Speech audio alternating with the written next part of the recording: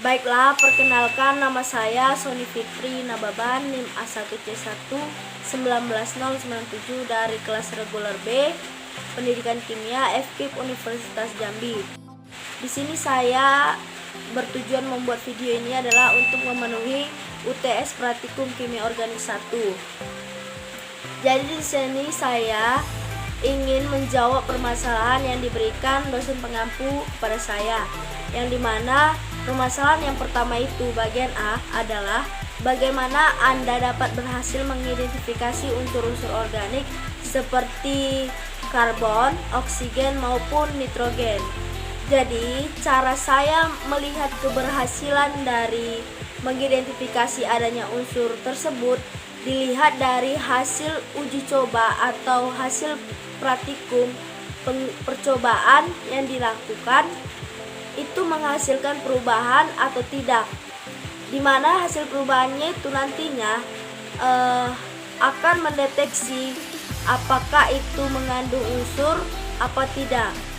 Jadi bisa dilihat yang pertama itu untuk mengidentifikasi karbon itu dilihat dari uji coba atau percobaan dari pemanasan gula, di mana pemanasan gula ini nantinya gula tersebut mengalami perubahan warna menjadi hitam kecoklatan atau seperti karamel, di mana itu adalah menandakan bahwa adanya unsur karbon di dalam gula tersebut dari hasil pembakarannya. Namun untuk menguji cobanya lebih jelas lagi, diuji lagi dengan uji uap dengan larutan CaOH 2 kali.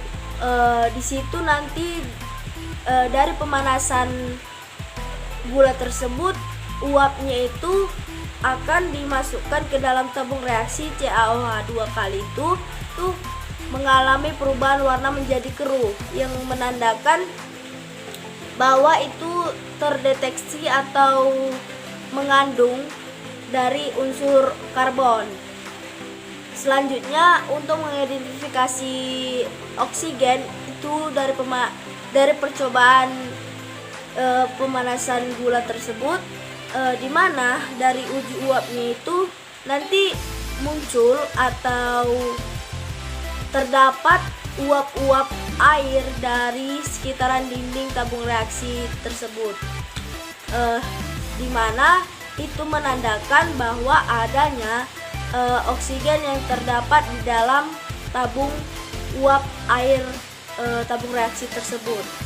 Begitulah cara yang saya lihat untuk mengidentifikasi keberhasilan dari unsur organik, yang dimana penguji cobanya itu pada pemanasan gula.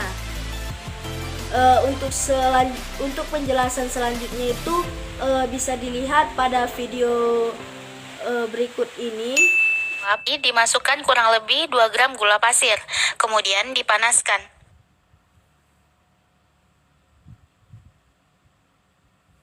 Setelah gula dipanaskan, mula-mula mencair dan beberapa detik kemudian membentuk suatu karamel.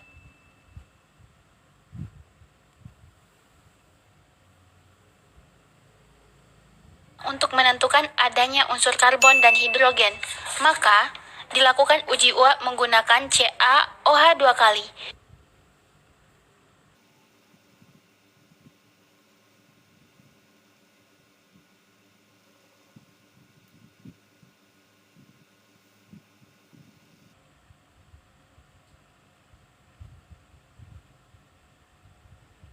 Hasil menunjukkan larutan menjadi keruh dan terdapat uap air pada dinding tabung. Terjadinya kekeruhan yang menandakan adanya unsur karbon. Pada dinding tabung reaksi itu terdapat uap air yang menandakan adanya unsur oksigen. Jadi sudah terlihat bagaimana percobaan tersebut bisa teridentifikasi adanya unsur karbon dan oksigen. Jadi untuk mengidentifikasi nitrogen ini yaitu dilakukan penguji cobaan. Selanjutnya penentuan unsur nitrogen. Dimasukkan FeSO4 kristal, kurang lebih 1,5 spatula ke dalam tabung ketiga.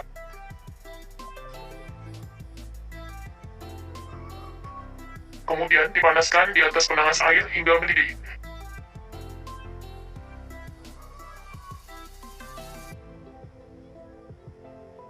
Lalu ditambahkan beberapa tetes H2SO4 pekat.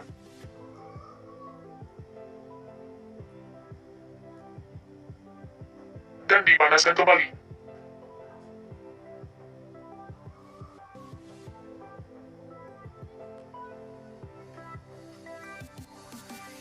Hasil menunjukkan setelah dipanaskan terbentuk endapan biru berlin yang menandakan adanya unsur nitrogen. Jadi untuk mengidentifikasi adanya unsur nitrogen itu bisa dilihat dengan penguji cobaan dengan percobaan Lassaigne, yang dimana itu adalah destruksi reduksi. Jadi untuk mendeteksi adanya unsur nitrogen ini bisa dilihat dengan data pengamatan di samping ini, yang dimana nanti hasilnya itu adalah menghasilkan endapan biru berlin yang menandakan bahwa sampel tersebut positif mengandung unsur nitrogen. Jadi itulah untuk mengidentifikasi adanya unsur organik yang diantaranya itu karbon, oksigen, dan nitrogen dalam melihat keberhasilan adanya kandungan unsur tersebut. Baiklah, selanjutnya itu adalah menjawab permasalahan nomor 1 bagian B, yang dimana permasalahannya itu adalah untuk menjelaskan apa saja kelemahan serta masukan dari saya untuk perbaikan dari prosedur percobaan pada pengidentifikasian unsur-unsur organik tersebut. Jadi adapun kelemahan dari prosedur atau langkah kerja dari penguji cobaan pengidentifikasian unsur-unsur itu, yang saya lihat itu kelemahan dari penguji cobaan mengidentifikasi adanya unsur karbon dan juga unsur oksigen, yang dimana di dalam melakukan prosedur kerja dalam mendeteksi unsur oksigen itu dilakukan pengambilan uap dengan memiringkan tabung reaksi, yang dimana dari pemanasan gula tersebut hasil uapnya itu akan tidak sempurna masuk ke dalam tabung reaksi tersebut, karena mengambil atau proses pengambilan uap atau tes uji uapnya itu dilakukan dengan secara memiringkan tabung reaksi, sehingga hasil uapnya itu tidak sempurna masuk ke dalam tabung reaksi tersebut, sehingga hasil yang dideteksi unsur oksigennya itu akan tidak sempurna juga. Hasilnya uap oksigennya itu terlihat sedikit, sehingga tidak sempurna mendeteksi adanya unsur oksigen, karena dalam penguapannya itu dengan secara manual, dan juga itu membutuhkan waktu yang relatif lama dari hasil menguji coba dengan uap tersebut, karena secara manual jadi hasilnya waktunya itu begitu cukup lama.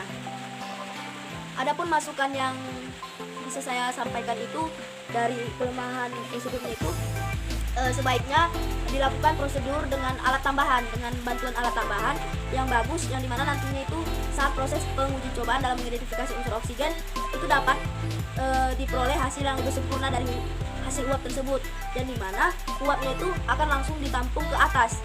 Kan biasanya uap itu ke atas, sehingga alat daya tambahnya itu langsung menangkap uap-uap air atau uap pemanasan dari pemanasan gula tersebut. Serta masukan yang kedua itu adalah sebaiknya dilakukan prosedur yang lain sehingga bisa mengidentifikasi adanya oksigen itu dengan lebih bagus dan jelas.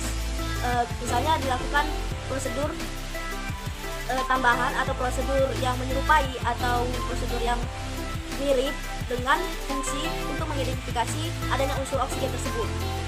Jadi itulah masukan yang bisa saya sampaikan dalam prosedur kerja pengidentifikasian unsur organik. Dalam prosedur atau penguji cobaan nitrogen itu menurut saya tidak ada kelemahan, namun harus diperlukan ketelitian dalam melakukan praktikum penguji cobaan, harus diperlukan ketelitian setiap praktikan dalam melakukan praktikum percobaan di dalam laboratorium, sehingga hasil yang didapat atau hasil yang diperoleh itu memuaskan atau berhasil. Itu yang diperlukan dalam melakukan prosedur percobaan tersebut.